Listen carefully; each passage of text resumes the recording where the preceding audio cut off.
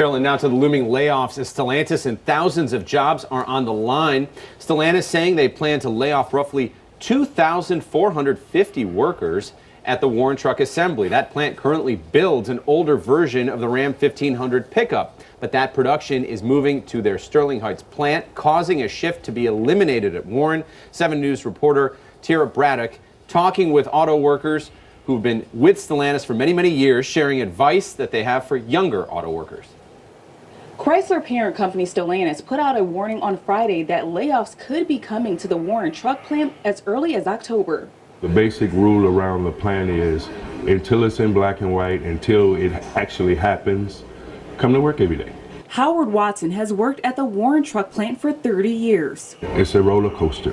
No matter what auto industry you work for, there's always the highs and the lows. According to Stellantis, a little more than 2,400 employees are facing layoffs. There are 3,900 employees who work at the Warren truck plant. Right now, an older version of the Dodge Ram 1500 pickup truck is being produced at the plant. A Stellantis spokesperson says the Warren plant will stop producing the older version of the truck and workers' shifts will be eliminated. Production of a newer version of the truck will be shifted to a Stellantis assembly plant in Sterling Heights. I think the younger people are a little bit more nervous than those that have 20 plus years. I think the younger ones that just got rolled over after the strike, I think their knees are knocking. What will be your And they should be. And they should be. advice to the younger generation as they may face layoffs in a few months?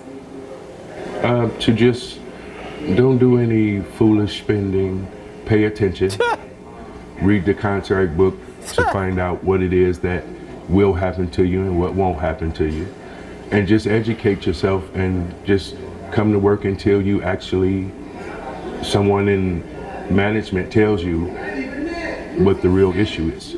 Although the older version of the Ram truck won't be produced here at the Warren plant, I'm told by Stellantis that the Jeep Wagoneer will still be produced here. Reporting in Warren, Tara Braddock, 7 News Detroit. Yeah, let me take you all back to the picket lines of the automakers' assembly plants, right? Because when people were standing out in those cold, freezing winter storms, when ladies was outside getting they spider lashes froze the hell off, right? Protesting and going on strike as a part of the UAW, President Shawn Fain's plan to increase wages and decrease work weeks for the workers. The first thing I said was, okay, but be careful. Go ahead and find the video. Go ahead and find the videos. They're still up on my channel. I said, okay, and that there would most certainly be a price to pay and a change to come. And some of you in the comments said that this guy doesn't know what he's talking about. I said that I didn't know what I was talking about. The UAW had all of you locked into these tense contract negotiations for weeks and weeks and weeks at a time. And y'all were feeling good because President Biden came to the city and stood out there with a megaphone for 6 minutes and told y'all to keep fighting the good fight. And that the automaker industry needed to hear your voices. And then went and got back on his private jet and flew back home. And then the UAW expanded the strike with even more workers walking out and refusing to work. Meanwhile, elsewhere in the country, they're testing out mechanical bot technology, consistently searching for ways to replace y'all. But let me remind you of what the auto workers were advocating for. Let me remind you of what y'all wanted. Y'all wanted 40% wage increases across the plants. 40%. You wanted brand new hire workers coming in to the plants to make nearly the same amount as the seasoned workers who put in years and had to earn their spot and wages within the company. Y'all wanted these new guys to make nearly the same amount. They wanted additional cost of living adjustments, which, hey, I'm not mad at that, but okay. They also wanted pension plans to be reinstated over the standard 401k. And to top it all off, they demanded 32-hour work weeks for assembly plants that had been accustomed to running 24 hours round the clock. To all of those demands, I said y'all were out of your freaking minds. And that if you looked at it from an owner or VP's point of view, you would never go for that. You would never go for all of your workers walking off the job and then telling you that in order to come back, they want to make significantly more money and they want you to pay them in retirement for the rest of their lives and they want to work less hours. That's another crackhead's pipe dream that y'all were smoking on and y'all were living in. And I called it out and y'all called me ignorant. Y'all said that I was a hater, that I didn't know what I was talking about. I need to be quiet. Y'all remember that? Oh, man. And now, fast forward to not even a year later, and the automaker industry is facing thousands upon thousands of layoffs right before the holidays. And these ain't the layoffs where they say, okay, you go home, take unemployment for a couple months, for a little while, till we call you back.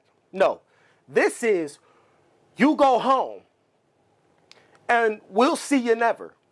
Have a nice life. Hope you figure some shit out. They're not looking to bring you all back or even replace you with someone willing to work less. They're looking to make your position expendable and obsolete through advancement in technology. And instead of reading the tea leaves, all the young people that don't know nothing about nothing and don't want to take advice from older, more experienced adults who have seen this play out before, all the younger people went out, signed lease agreements, and took out loans on Hellcats and top-of-the-line Wagoneers because y'all was making $32 an hour all of a sudden, out of nowhere, and now here we are. Destiny has arrived. Hey, the bill has come due. Listen, the printing company I work for as a bindery operator just got bought out by the nation's biggest printing manufacturer in the world. Do you think that I am not considering the same thing happening in the place where I work?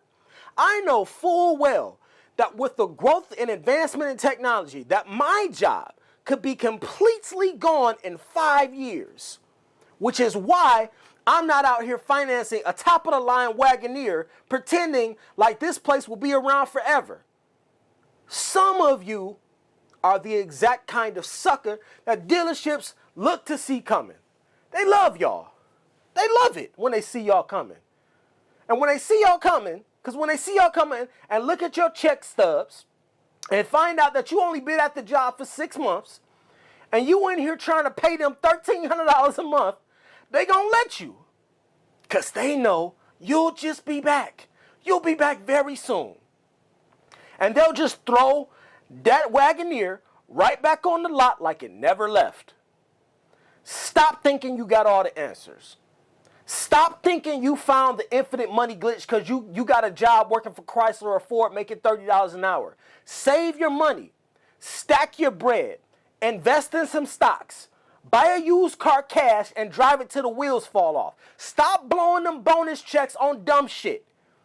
If she don't want to be with you because you ain't driving a beater, because you driving a beater car and not a Hellcat, you driving a car that's 15 years old, but it's still getting you from point A to point B, leave her ass right there where you found her. Because that ain't the kind of woman you want to spend the rest of your life with anyway. What are we doing? I warned you all that there will be a price to pay. I warned you. A lot of y'all said I didn't know what I was talking about. Everything would be fine. Y'all thought that you were just going to get to go back to work and everything was going to be normal. Y'all thought that these companies and these plants was going to forgive the fact that you walked out of the job and cost them millions and millions of dollars? That's not the way the industry works. That is not the way it works.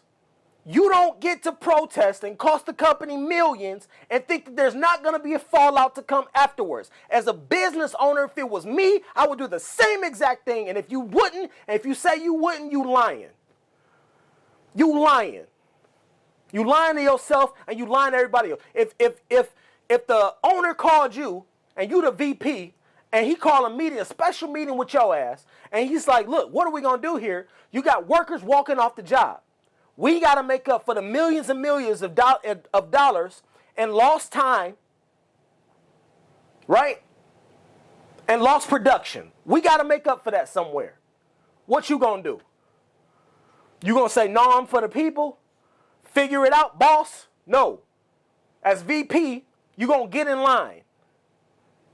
As VP, you going to give the go-ahead to cut 1,500 jobs. Because that's where the money going to come from. Stop thinking y'all know everything. You keep not following the advice of people that are older and wiser than you. Why? It's to your own detriment. Don't say I didn't warn y'all. I'll see you in the next video.